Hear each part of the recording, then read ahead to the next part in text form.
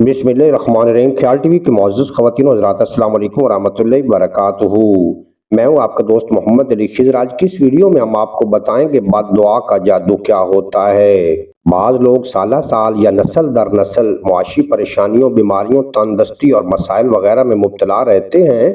नस्ल दर नस्ल ये चीज़ इनके यहाँ चलती रहती है और मुसलसल ज़वाल इनका ताक़ुब करता है। कोई इसे अपनी बदनसीबी तस्वुर करता है और किसी का ख्याल होता है कि जादू या बंदिश है, लेकिन बुजुर्गान दीन की सोबत और कामिल आमलों की सोबत के बाद ये चीज मालूम हुई है कि बाज़ औक़ात किसी खानदान के पीछे किसी मजलूम की बद्दुआ इनकी नस्लों का ताक़ुब कर रही होती है। उनके बड़ों में से इस खानदान के किसी बड़े ने किसी नेक साले अल्लाह के दोस्त को सताया होता है या किसी के साथ जुल्म और ज्यादती की होती है और इसके दिल से निकलने वाली आह ने अरश हिलाया होता है और इसकी इस आह और इसकी फरियाद, इसकी बद्दुआ ऐसे इसके ताक़ुब में लगती है कि नस्लों की नस्लें इस नहुसत का शिकार हो जाती हैं। लेकिन हमारी सोच में ये ख्याल कभी नहीं आता।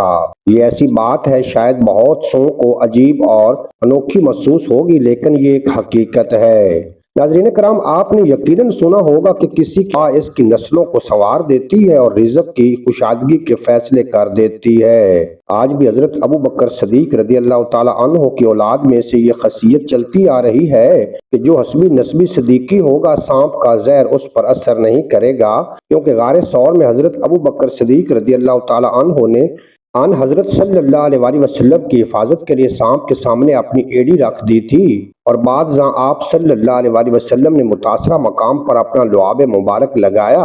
उस लुआब मुबारक की तासीर या उस खिदमत की बरकत आज भी हसब नस्बी सदीकियों में चल रही है। बिल्कुल इसी तरह जिसे किसी की दुआ या किसी की खिदमत बारगाह खुदाबंदी में कबूल हो जाती है और इसका फैज नस्लों तक चलता है, बिल्कुल इसी तरह किसी मजलूम की बद्दुआ जालिम की नस्लों तक चलती है।